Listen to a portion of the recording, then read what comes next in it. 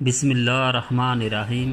میری دوستوں سے گزارش ہے کہ ویڈیو کو لائک کریں، شیئر کریں اور چینل کو سبسکرائب کر دیں، ساتھ میں بیل آئیکن کا بٹن بھی دبا دیں تاکہ نئے آنے والی ویڈیوز آپ تک پہنچتی رہیں۔ احتیاط سے تاکہ جنیوا کے جہاز ان پر حملہ نہ کر دیں۔ دونوں بندرگاہوں کا درمیانی فاصلہ تقریباً 3 میل تھا اور راستہ ہموار اور میدانی نہیں تھا بلکہ اونچے نیچے ٹیلے اور غیر ہموار پہاڑیاں تھیں۔ محمد فاتح نے اپنی جنگی مشیروں کو بلایا اور ان کے سامنے اپنی یہ انوکھی تجویز رکھی اور اپنی جنگی پالیسی پر بات کی کہ وہ کس سمت سے حملہ آور ہونا چاہتا ہے۔ تاہم مشیروں نے اس تجویز سے اتفاق کیا اور بادشاہ کی سوچ کی داد دی۔ اس منصوبے پر عمل درآمد شروع ہوا۔ سلطان محمد فاتح نے حکم دیا کہ راستہ ہموار کیا جائے۔ فوج کے بہادر سپاہی اپنے قائد کی حیرت انگیز تجویز کو عمل جامہ پہنانے کے لیے جت گئے۔ دیکھتے ہی دیکھتے زمین ہموار ہو گئی اور چند گھنٹوں میں زمین برابر ہو گئی۔ لکڑی کے تختے لائے گئے جنہیں تیل اور چربی کے ذریعے چکنا کیا گیا تھا۔ پھر ان تختوں کے ہموار زمین پر اس طرح بچھایا گیا کہ جہاز آسانی سے پھسل سکے اور سہولت کھینچ سکے۔ اس سے مشکل کام تھا بلند ٹیلوں کی ڈلوانوں پر سے جہازوں کو آگے لے جانا۔ ہاں، اتنا ضرور تھا کہ عثمانی بحریہ کے زیادہ تر جہازوں کا حجم کم تھا اور وزن ہلکا تھا۔ باسفورس سے خشکی کی طرف جہازوں کو کھینچ کر لایا گیا، جہاں سے انہیں تیل لگے چکنے تختوں کی مدد سے 3 میل کھینچ کر اس جگہ پہنچا دیا گیا جہاں پر ہر طرح سے امن تھا اور کسی طرف سے حملے کا اندیشہ نہیں تھا۔ جب رات ہوئی اور تاریکی چھا گئی تو بڑے رازداری سے ان جہازوں کو شاخ زریں کے پانیوں میں اتار دیا گیا۔ ان جہازوں کی تعداد 70 سے زیادہ تھی۔ یہ سلطان کا ایک بے مثال کارنامہ تھا۔ اس سے پہلے اس طرح کا کام کسی سپہ سالار کے ہاتھوں سر انجام نہیں پایا تھا۔ دشمن جب غفلت کی نیند سو رہا تھا، سلطان محمد فاتح خشکی پر سے جہازوں کی منتقلی کے کام کا خود معائنہ کر رہا تھا اور دشمن کی نظروں سے اوجھل جہازوں کو دشمن کے عقب میں اتار رہا تھا۔ یہ ایک بہت بڑا کارنامہ تھا اور جس دور میں یہ وقوع پذیر ہوا، اس دور کے لحاظ سے ایک معجزہ سے کم نہیں تھا۔ اس سے کمال فراست اور کام کرنے کی کمال استعداد کی عکاسی ہوتی ہے۔ یہ اس بات کی دلیل ہے کہ عثمانیوں کو رب قدوس نے بے مثال فراست، کمال مہارت اور عظیم ہمتوں سے نوازا تھا۔ جب رومیوں کو معلوم ہوا کہ عثمانی جہاز رات کے اندھیرے میں خشکی کے راستے شاخ زری میں اتر آئے ہیں تو ان پر خوف و دہشت چھا گئی۔ کسی کو یقین نہیں آ رہا تھا کہ ایسا ہو گیا ہے، لیکن وہ سب اپنی آنکھوں سے دیکھ رہے تھے، جس کی وجہ سے اس ماہرانہ منصوبہ بندی پر ان کا یقین کرنا ضروری تھا۔ کھلے عام بادبانوں کے ساتھ کھیتوں کے درمیان میں جہاز کے چلنے کا یہ منظر کیا ہی حیرت انگیز اور حوصلہ بخش اور ہیبت ناک ہوگا۔ سمندری طوفان کا انہیں سامنا اور وہ اٹھتی موجوں سے گزر رہے ہیں، یہ محض اللہ کا فضل تھا۔ پھر یہ کریڈٹ سلطان کی ہمت، کمال دیانت، بلند ہمتی کو جاتا ہے، جنہوں نے ہر قیمت پر اس ناقابل تسخیر شہر کو فتح کرنے کے لیے یہ منصوبہ تشکیل دیا۔ نیز عثمانی سلطنت کے انجینئر اور کام کرنے والے بہت سے ہاتھوں کو جاتا ہے، جنہوں نے پورے جذبے اور حوصلے سے اس بڑے منصوبے کو عملی جامہ پہنایا۔ یہ سب کچھ ایک رات میں ہوا۔ قسطنطنیہ کے باسی ابھی تک اپنے آپ کو ناقابل تسخیر خیال کر رہے تھے۔ 22 اپریل کی صبح کو جب ان کی آنکھ کھلی تو شاخ زری میں ہر طرف عثمانیوں کے فلک گاف نعروں، ایمان فروز ترانوں اور اللہ اکبر کی تکبیروں کی آواز گونج رہی تھی۔ عثمانی جہاز فوراً سمندری راستے پر قابض ہو گئے۔ اب قسطنطنیہ کا دفاع کرنے والی فوج اور عثمانی سپاہ کے درمیان کوئی رکاوٹ باقی نہیں تھی۔ ایک بیزنطینی مورخ نے اس کارنامے کے بارے اپنی حیرت کا اظہار کرتے ہوئے کہا ہم نے اس طرح کا معجزہ نہ پہلے دیکھا اور نہ اس کے بارے سنا۔ محمد فاتح نے زمین کو سمندر میں تبدیل کر دیا اور موجوں کی بجائے اپنے جہاز کو پہاڑ کی چوٹیوں پر سے چلایا۔ اس کارنامے کی وجہ سے محمد ثانی اسکندر اعظم سے بھی سبقت لے گیا ہے۔ قسطنطنیہ کے رہنے والوں میں مایوسی کے آثار نمایاں ہونے لگے۔ طرح طرح کی افواہیں اور باتیں ہونے لگیں۔ یہ افواہیں بھی عام ہوئیں کہ قسطنطنیہ اس وقت فتح ہوگا جب جہاز خشکی پر چلیں گے۔ اسلامی جہازوں کی شاخ زری میں موجودگی کا شہر کا دفاع کرنے والی فوج کے مورال پر بہت بڑا اثر ہوا اور ان کے معنوی روح جذبوں کو بہت ضعف پہنچا۔ یہ لوگ مجبور ہو گئے کہ دوسری طرف کی فصیلوں کا دفاع کرنے والی فوج کی ایک بہت بڑی تعداد کو شاخ زری کی طرف پست فصیل کے دفاع پر متعین کرے تاکہ اس طرف سے مسلمانوں کے حملوں کو روکا جا سکے، کیونکہ یہ دیوار بہت کمزور تھی اور اس سے پہلے سمندری پانی اس کی حفاظت کرتے تھے۔ سو فوجوں کی تقسیم نے دوسری فصیلوں کے دفاع کو متاثر کر دیا۔ بیزنطینی فرمانروا نے شاہ زری میں عثمانی بحریہ کو نابود کرنے کے لیے کئی تدابیر کی، لیکن اس کی جان فروشانہ کوششیں جن کو عثمانی فوج وقت سے پہلے بھانپ لیتی تھی کارگر ثابت نہ ہوئیں اور سب منصوبے درے کے درے رہ گئے۔ عثمانیوں نے شہر کا دفاع کرنے والے مورچوں اور فصیلوں پر مسلسل گورہ باری کی اور کمندیں ڈال کر دیواروں پر چڑھنے کی کوششیں کی۔ بیزنطینی فوج بھی فصیلوں کی تعمیر اور شگافوں کو بھرنے میں جت گئی۔ مسلمانوں کی طرف سے دیواروں کو پھاڑنے کی بھی کوشش کی ہوتی اور اسے ناکام بنا دیا جاتا۔ مسلمانوں نے محاصرہ اور سخت کر دیا، جس کی وجہ سے محاصرین کی مشقت، تھکاوٹ اور پریشانی میں بہت زیادہ اضافہ ہو گیا۔ وہ دن رات مشغول رہے اور کافی حد تک پریشان ہو گئے۔ عثمانیوں نے باسفورس اور شاہ زری کے قریبی ٹیلوں پر توپیں نصب کر دیں تاکہ بیزنطینی جہازوں اور ان کی مددگار جہازوں کو نشانہ بنایا جا سکے۔ اس تدبیر نے دشمن کے جہازوں کی نقل و حرکت کو ناممکن بنا دیا اور دشمن کی بحریہ شاہ زری باسفورس اور ارد گرد کے پانیوں میں پوری طرح مفلوج ہو کر رہ گئی۔ قسطنطین، اس کے مددگار ہمشیروں اور نصرانی سرداروں نے شہر میں ایک میٹنگ کی۔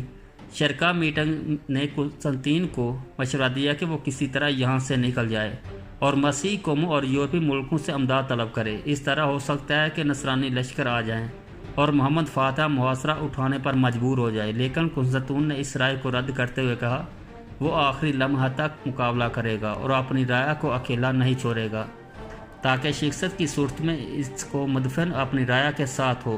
اس نے کہا اس شہر میں رہ کر اس کا دفاع کرنا ایک مقدس فریضہ ہے اور میں اس فریضے کو ضرور ادا کروں گا، لہذا شرکا مجلس مجھے یہ مشورہ ہرگز نہ دے کہ میں شہر چھوڑ کر نکل جاؤں۔ الغرض قسطنطین نے وفود بھیجے جنہوں نے قسطنطین کی نمائندگی کی۔ یہ وفد امداد کی خاطر یورپ کے کونے کونے میں گئے، لیکن خائب و خاسر واپس آئے اور محمد فاتح کے خلاف انہیں کہیں سے امداد نہ مل سکی۔ دولت عثمانیہ کے خبرساں اداروں نے قسطنطین کے اس کے ارد گرد کے علاقوں کو چھان مارا اور خبرسانی کی انتہا کر دی۔ عثمانی قیادت اپنے ارد گرد ہونے والے واقعات کے بارے میں تمام معلومات رکھتی تھی۔ سلطان محمد فاتح نے فصیلوں پر حملے کا زور بڑھا دیا اور ہر حملے کو ٹھوس اور سخت کر دیا تاکہ وہ منصوبہ جو دشمن کو کمزور کرنے کے لیے تیار کیا گیا ہے اس میں کامیابی ہو۔ عثمانی فوجوں نے فصیلوں پر حملے کیے، کارروائی اور کمینڈے ڈال کر دیواروں پر چڑھنے کی کوششیں جاری رکھی۔ ہر حملہ اور کوشش شجاعت و بہادری اور اصرار قربانی کو انتہا کو پہنچا ہوا تھا۔ اللہ اکبر کے فلک کاف نعرے شاہ قسطنطین کی فوجوں کا دل دہلا رہے تھے اور عثمانیوں کے ترانے ان پر بجلی بن کر گر رہے تھے۔ سلطان محمد فاتح نے بڑی بڑی توپوں کو غلط کے پیچھے پہاڑی چوٹی پر نصب کرنا شروع کیا اور ان توپوں نے بندرگاہ کی ہر طرف گولہ باری شروع کر دی۔ ایک گولہ ایک تجارتی جہاز کو جا لگا جو اس وقت غرق ہوا۔ دوسرے جہازوں پر خوف طاری ہوا اور وہ وہاں سے نکل بھاگے اور غلطہ کی فصیل کی جا کر پناہ لی۔ عثمانی فوج کے بڑی حصے نے بجلی کی تیزی سے یکے بعد دیگرے کئی حملے کیے اور نصرانی فوجوں کو ہلا کر رکھ دیا۔ سلطان محمد فاتح رات دن بغیر کسی وقفے کے بری اور بحری علاقوں پر حملے کرتا رہا اور آگ پھینکتا رہا۔ اس کا مقصد یہ تھا کہ محاصرین کی طاقت و جواب دے جائے اور رات دن کے کسی حصے میں وہ ایک لمحہ کے لیے بھی آرام نہ کر سکیں۔ اس طرح ان کے ارادے پست ہو جائیں گے اور ان کے دل کمزور اور مردہ، ان کے اعصاب بوجھل اور نکارہ ہو جائیں گے اور ایک چھوٹی بات بھی ان کے لیے پہاڑ ثابت ہوگی۔ یہ ایک نفسیاتی جنگ تھی اور سلطان اس کے منصوبہ بندی کر کے اس کو عملی جامہ پہنا رہا چکا تھا۔ مسعور فوج ایک دوسرے کے چہرے کو غور سے دیکھ رہی تھی اور ان کے چہروں پر چھایا خوف و ہراس و مایوسی اثار نمایاں نظر آ رہے تھے۔ لوگ ایک دوسرے سے باتیں کر رہے تھے کہ اس سے بلانا گہانی سے نجات کی صورت کیا ہو سکتی ہے، کیا اس عذاب سے ہماری روحیں چھٹکارا حاصل کر لیں گی۔ وہ ایک دوسرے سے کہہ رہے تھے اگر عثمانیوں کو شہر میں داخل ہونے میں کامیاب ہو گئے تو وہ ان کے ساتھ کیا سلوک کریں گے۔ شاہ قسطنطین نے مجبوراً دوبارہ مجلس مشاورت منعقد کی۔ ایک نصرانی سپہ سالار نے یہ تجویز پیش کی کہ عثمانیوں پر ایک سخت حملہ کیا جائے اور بیرونی دنیا تک پہنچنے کے لیے راستہ بنایا جائے۔ یہ مجلس مشاورت قائم ہوئی اور مختلف تجاویز پیش ہو رہی تھی کہ ایک فوجی بھاگتا ہوا اس کانفرنس میں آ گھسا اور شرکاء کانفرنس کو بتایا کہ عثمانیوں نے وادی لیکونس پر بہت بڑا سخت ترین حملہ کر دیا ہے۔ قسطنطین نے کانفرنس ختم کر دی، چھلانگ لگا کر اپنے گھوڑے پر سوار ہوا، اپنے محافظ فوج کو ساتھ لے میدان جنگ میں کود پڑا۔ رات گئے تک جنگ جاری رہی اور بالآخر عثمانی فوج واپس چلی گئی۔ سلطان محمد فاتح رحمۃ اللہ علیہ اچانک حملے پر حملہ کرتا رہا اور ہر حملے میں نئی جنگی تکنیک، محاصرے کا نیا انداز اور نفسیاتی جنگ کا ایک انوکھا طریقہ کام میں لاتا رہا۔ اس کی ہر جنگی چال پہلے سے مختلف ہوتی تھی، جس سے دشمن کلی طور پر ناواقف ہوتا تھا۔ محاصرے کے ابتدائی مراحل میں عثمانی فوج نے شہر میں داخل ہونے کے لیے ایک عجیب طریقہ اختیار کیا۔ زیر زمین سرنگیں کھود کر مختلف مقامات سے شہر میں داخل ہونے کی کوشش کی گئی۔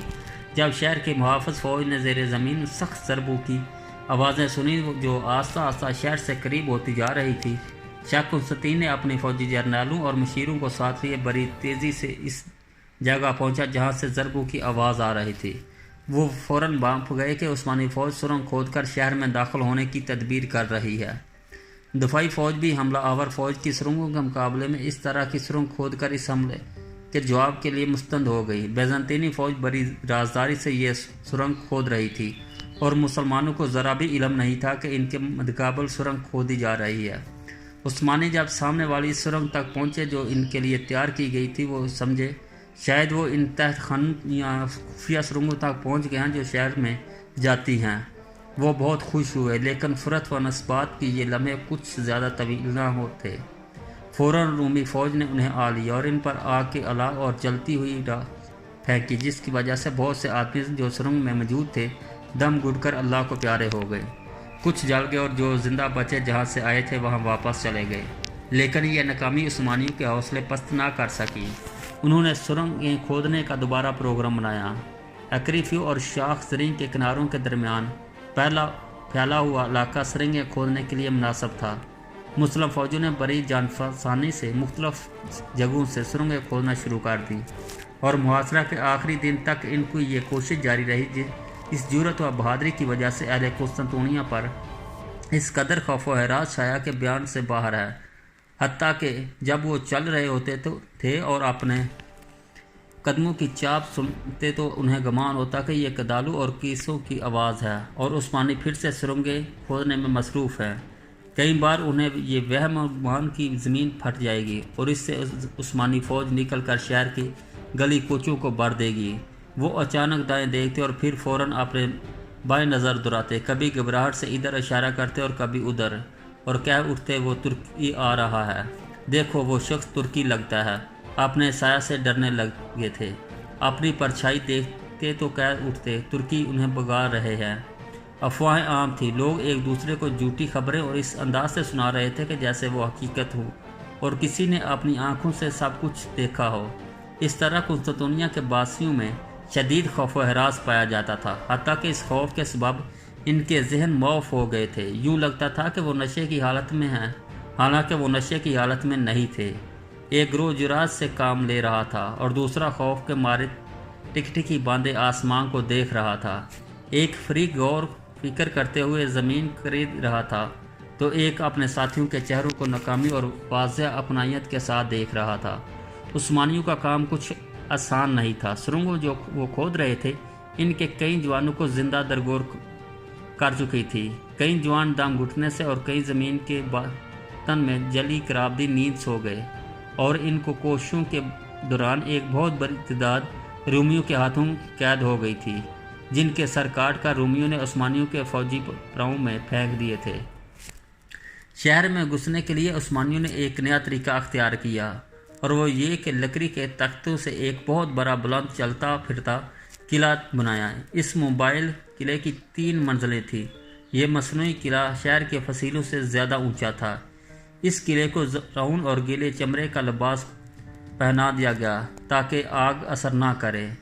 ہر منزل میں آدمی بٹھا دیے گئے اور اوپر والی منزل میں تیر انداز تھے جو اس شخص کو نشانہ بناتے تھے جو فصیل سے سر نکالتا تھا۔ جب عثمانی اس قلعے کو لے کر آگے بڑھے تو شہر کا دفاع کرنے والوں کے دلوں میں پر رعب چھا گیا۔ مسلمان اپنے اس متعدد قلعے کو بار رومانس کے فصیل کے قریب لائے۔ شاہ قسطنطین بذات آگے بڑھا اور اس کے ساتھ اس کے سپہ سالار بھی تھے تاکہ وہ اس متحرک قلعے کی راہ روکے اور اسے فصیل سے پیچھے دھکیلنے کی سبیل کرے۔ عثمانی اس فصیل تک لے آنے میں کامیاب ہو گئے۔ قلعہ فصیل سے جو دیا گیا اور متحرک قلعہ والوں اور فصیل پر موجود نصرانی فوجیوں کے درمیان لڑائی شروع ہو گئی۔ معرکہ کا آغاز خوب گرم ہوا۔ مسلمان قیدی جو ابھی تک قلعے میں زندہ تھے فصیلوں پر چڑھنے میں کامیاب ہو گئے اور قیدی سے رہائی پائی۔ قسطنطین کو یقین ہو گیا کہ شکست ہو کر رہے گی، لیکن میسورین نے قلعے پر خوب آتش بازی کی، حتیٰ کہ اس کا قلعہ بھی ابھی تک اثر ظاہر نہ ہوا۔ متحرک قلعہ آگ پکڑ گیا اور جل گیا، اپنے قریبی بیزنطینی برجوں پر گر کر پڑا۔ اس قلعے میں جتنے دفاعی کرنے والے سپاہی تھے تمام کو قتل کر دیا گیا اور خندقیں کو مٹی اور پتھروں سے بھر دیا گیا۔ عثمانی مایوس نہ ہوئے اور کوشش کرتے رہے۔ فاتح جو اس وقت کو اپنی آنکھوں سے دیکھ رہا تھا کہنے لگا، کل ہم ایسے 4